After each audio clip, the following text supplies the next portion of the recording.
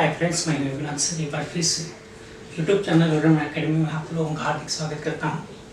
दोस्तों, पिछले वीडियो में हम लोग यहाँ तक आए थे कि भाववाचक संज्ञाएं हमेशा एक वचन में प्रयुक्त होती हैं।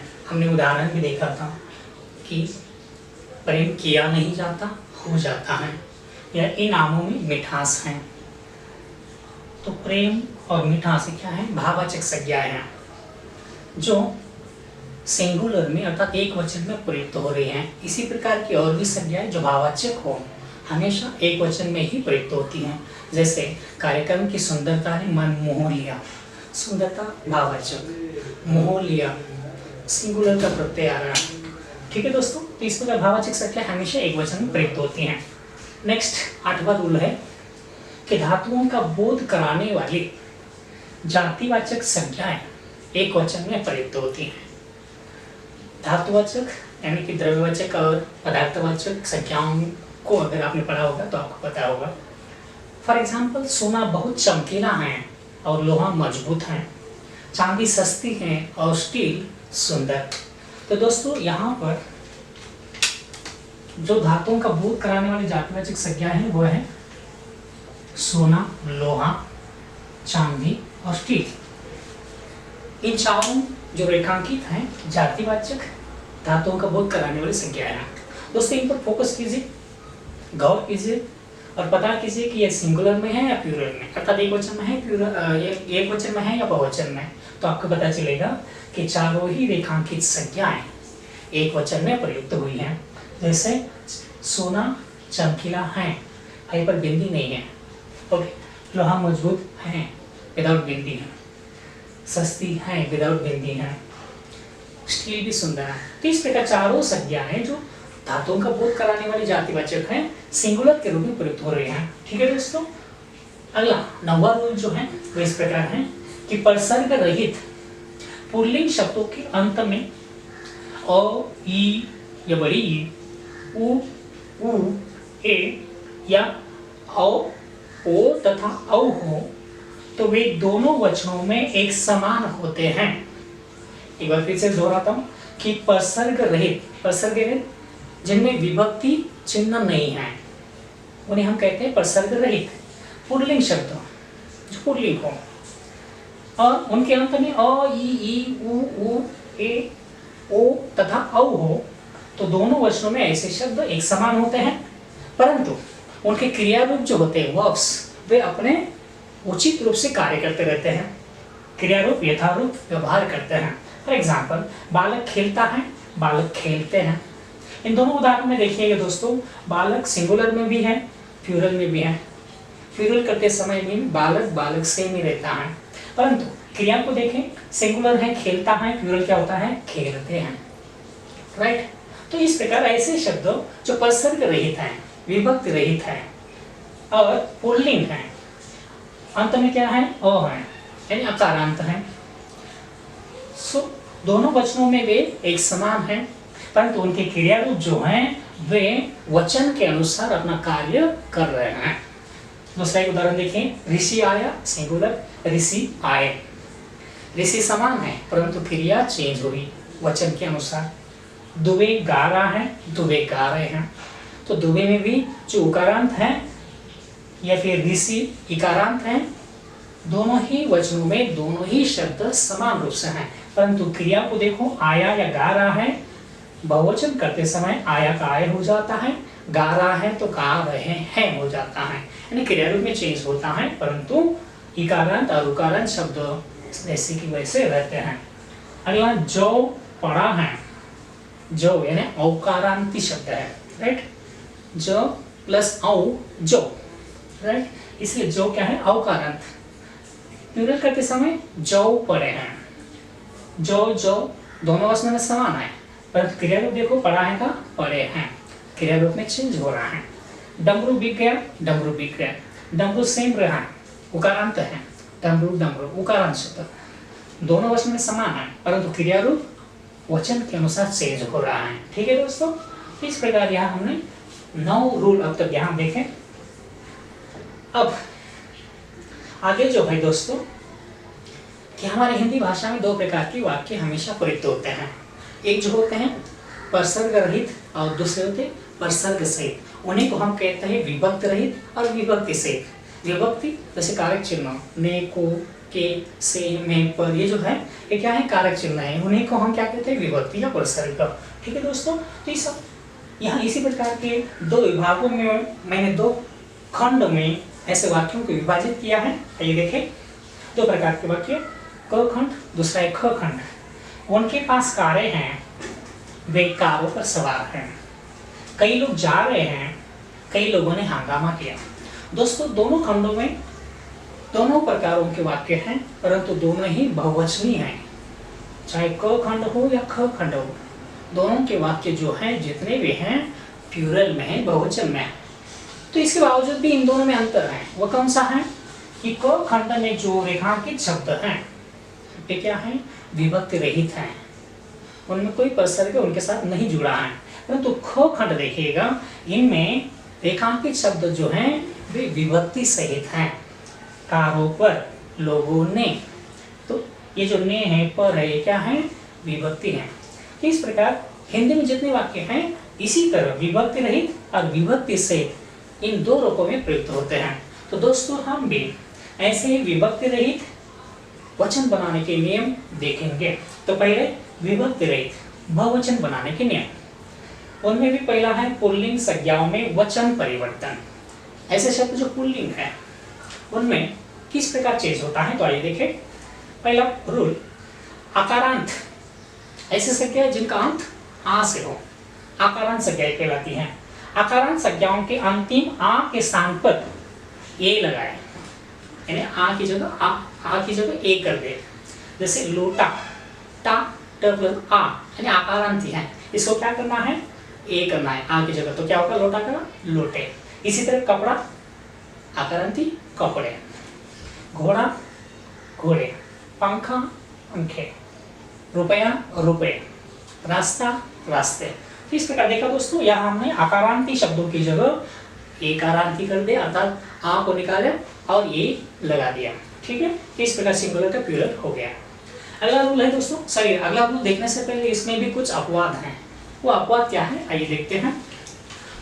पहला अपवाद जो है वो ये कि इनमें संबंध सूचक शब्द जो रिलेशन दिखाएं, ऐसे रिलेशन दिखाने वाले शब्दों को हम संबंध सूचक शब्द कहते हैं।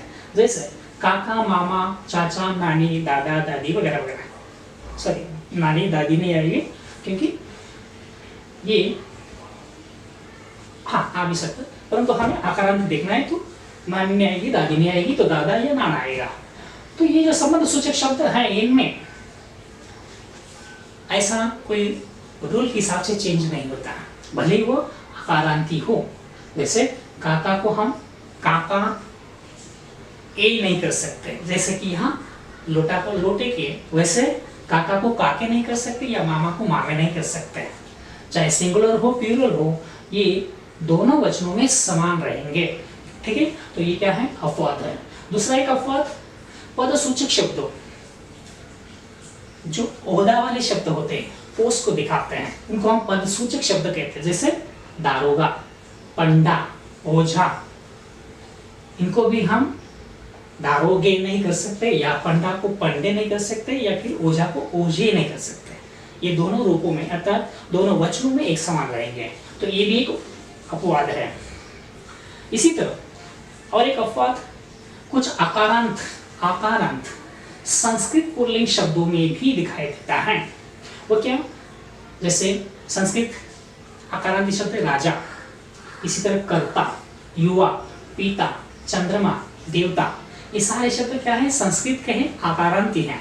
इनमें भी एक वचन को बहुवचन करते समय आ की जगह ये नहीं जुड़ता, ये दोनों वचनों में सेम रहते हैं। तो इस प्रकार ये तीनों जो है संबंध सूचक शब्द, पदसूचक शब्दों और संस्कृत के पुल्लिंग शब्द, कुछ ये तीनों ही प्रकार के शब्द इसको अर्थात आकारांती संज्ञाओं के अंत में आ की जगह ये जुड़ाने के नियम से अपवाद हैं।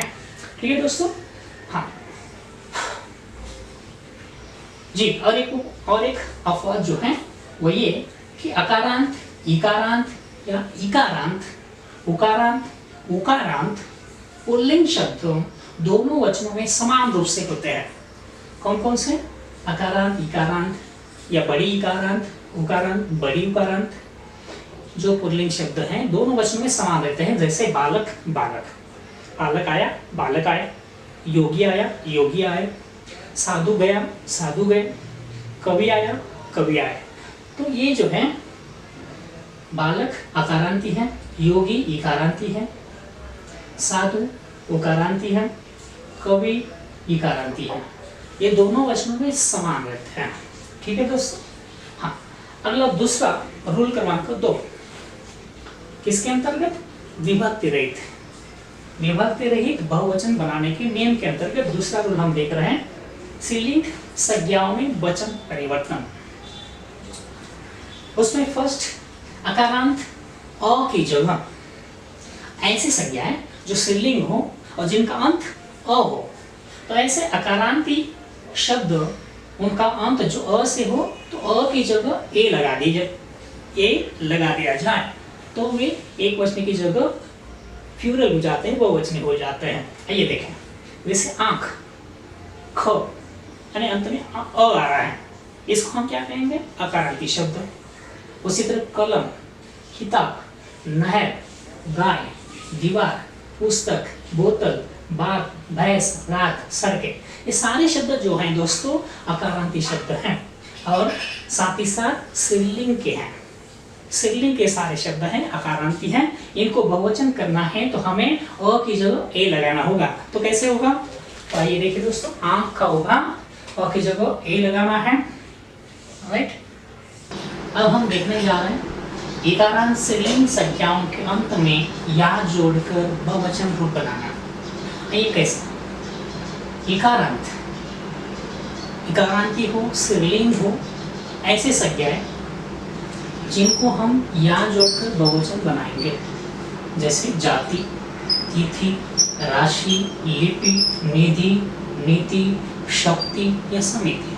ये सारे शब्द जो हैं दोस्तों, पहली बात स्त्रीलिंग है, दूसरी बात ये सारे संज्ञा शब्द स्त्रीलिंग होने के साथ साथ इकारांती है, यानी कि हर एक शब्द का अंत ई से हो रहा है, वो भी छोटी ई। राइट, देखिएगा अब हमें रूल के हिसाब से क्या करना है कि इस ई की जगह या जोड़ना है, किस लिए? बहुवचन बनाने के लिए। आइए देखिए, जाति का क्या होगा? जातियां। राइट, जाति का हो जाएगा जातियां।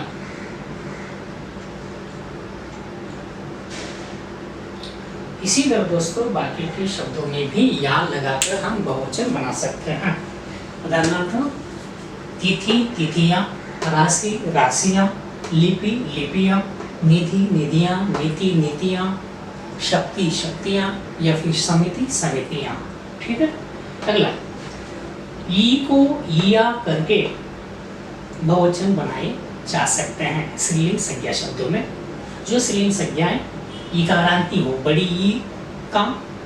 ई से जिन संज्ञाओं का अंत हो रहा है स्त्रीलिंग शब्दों में, तो ऐसी ई को या करके हम बहुवचन रूप बना सकते हैं। फॉर एग्जाम्पल घोड़ी, देखिए बड़ी ई निकल रहा है घोड़ी में, अर्थात इकारांती शब्द है, इसको हम क्या करेंगे? या लगाएंगे, तो क्या होगा? घोड़ियाँ। राइट, उसी तरह बेटी, बेटियाँ, रोटी, रोटियाँ। ठीक है। अगला, या से अंत होने वाली स्त्रीलिंग संज्ञाओं के अंत में अनुनासिक चिन्ह यानी अर्धचंद्र लगाना है। राइट, अर्धचंद्र लगाकर हम इनको बहुवचन बना सकते हैं, या से अंत होने वाले, जैसे कुतिया, गुड़िया, चिड़िया, तीनों शब्द जो हैं या से अंत होने वाले हैं। सो इनमें हमें क्या लगाना है?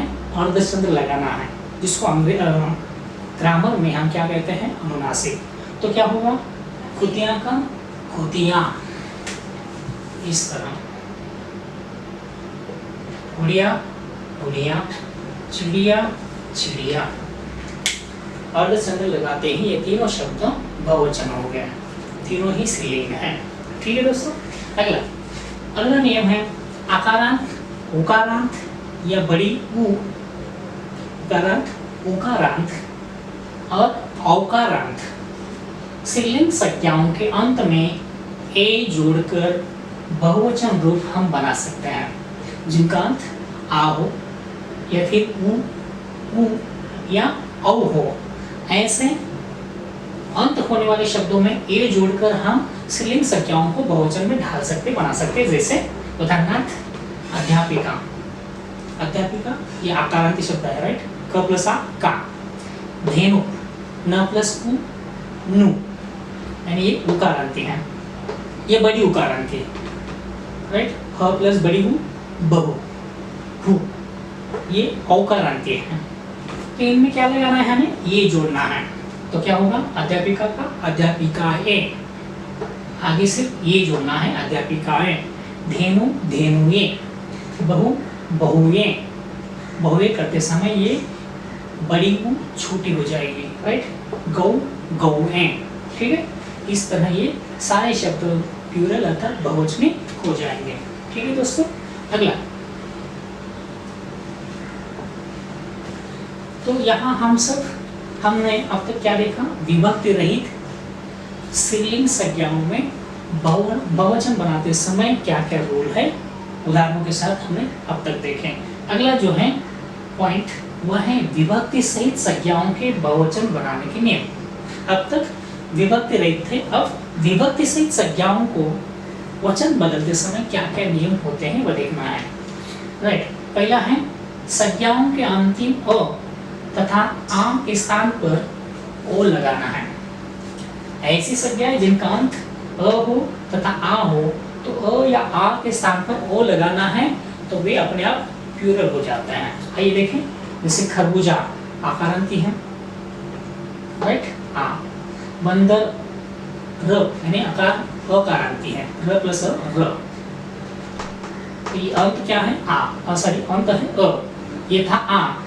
ओ घोड़ा आकारांती, चोर अकारांती, मूर्ख अकारांती, बूढ़ा आकारांती, लड़का आकारांती। इन सभी में क्या लगाना है, ओ लगाना है। ओ लगाए तो अपने आप प्लूरल हो जाएंगे। जैसे खरबूजा खरबूजो, बंदर बंदरो, घोड़ा घोड़ो, चोर चोरो, मूर्ख मूर्खो, बूढ़ा बूढ़ो, लड़का लड़को, लाइक दिस।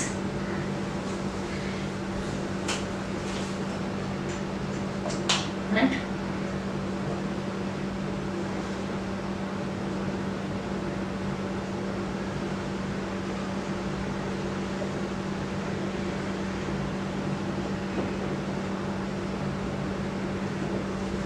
सब इस तरह वो लगाते ही प्लूरल हो जाते हैं, ठीक है दोस्तों। पहला नियम है कि आकारांत विभक्ति रहित बहुवचनी रूपों को, वापस दोहराता हूँ, आकारांत विभक्ति रहित, आकारांती है परंतु जिनके साथ विभक्ति नहीं है, प्रसर्ग नहीं है, सो आकारांत विभक्ति रहित बहुवचनी रूपों को विभक्ति सहित बहुवचनी बनाने हेतु अंत में ओ लगाए तो क्या हो जाएगा, बहुवचन रूप बन जाएगा। ऐसे शब्द जो विभक्ति रहित हैं, आकारांती हैं, बहुवचनी हैं, परंतु उनको विभक्ति से बनाना है बहुवचन के साथ, तो क्या लगाना है, ओ लगाना है। आइए देखें, माता, राजा, पिता, लता, सारे आकारांती शब्द है। माता ता, पिता ता, राजा लता, सभी के अंत में आ रहा है। तो ऐसे आकारांती शब्दों में क्या लगाना है, ओ लगाना है, तो क्या होगा, प्लूरल हो जाएगा। जैसे माता का होगा माताओं, पिता का होगा पिताओं, राजा राजाओं, लता लता। इस तरह ये सारे शब्द प्लूरल बन जाएंगे, ठीक है दोस्तों। अगला रूप, उकारांत उकारांत उकारांत, छोटी ऊ बड़ी ऊ, शब्दों के अंत में ओ लगाए। उकारांत उकारांत शब्दों के अंत में ओ लगाए तो अपने आप क्या हो जाएगा, बहुवचनी शब्द रूप बन जाएगा या प्लूरल बन जाएगा। एक बात ध्यान रखना, ऐसे ओ लगाते समय अगर बड़ी ऊ हो तो वो छोटी ऊ हो जाती हैं, यानी रस्व ऊ हो जाती हैं। जैसे गुरु, गुरु का बड़ी ऊ है, इसका क्या हो जाएगा, छोटी ऊ हो जाएगा। जैसे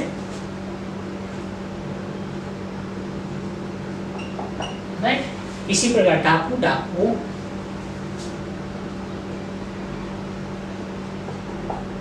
बहू बहू, वधू, छोटी वो हो जाएगी, वधुओं, भालू भालुओं, साधु साधुओं। अंत में ओ लगाया, बड़ी ऊ का छोटी ऊ किया, सारे शब्द अपने आप प्लूरल हो गए, बहुवचन हो गए। ठीक है दोस्तों, ठीक है।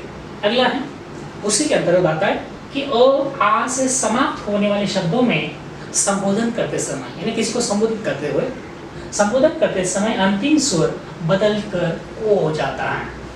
अ या आ से समाप्त होने वाले शब्दों में संबोधन करते समय, यानी किसी को संबोधित करते समय अंतिम स्वर बदलकर ओ हो जाता है। जैसे कन्या, कन्याओं, राइट, कन्या को हमने संबोधित किया, कन्याओं, अंत में उसके लास्ट में क्या आता है, एक्सक्लेमेटरी, और साथ ही साथ ओ जुड़ जाता है, राइट। इसी प्रकार लड़का, लड़कों, बहन, बहनों, लोग, लोगों, एक्सट्रीमिटी के साथ इस प्रकार वो जुड़ेगा, राइट, अपने आप प्लूरल बन जाएगा। अंतिम रूल है, ई छोटी ई या बड़ी ई से अंत होने वाले विभक्ति युक्त बहुवचन में यो लगता है। अगर बहुवचन बनाना है तो ई या ई से अंत होने वाले विभक्ति युक्त बहुवचन में यो जुड़ जाता है। जैसे गली, गलियों, यो जुड़ गया। ठीक, इसको रात्रि का होगा रात्रियों, गाड़ी, गाड़ियों, नदी, नदियों, मुनि, मुनियों, साड़ी, साड़ियों। ठीक है दोस्त, इसमें और एक छोटा सा रूल है कि संबोधन करते समय इकारांत या इकारांत शब्दों में यो का समावेश हो जाता है। किसी को संबोधित करना हो तो इकारांत या इकारांत शब्दों में यो का समावेश अपने आप हो जाता है। जैसे मुनि, मुनियों, भाई, भाइयों, सिपाही, सिपाहियों, पति, पतियों, मुर्गी,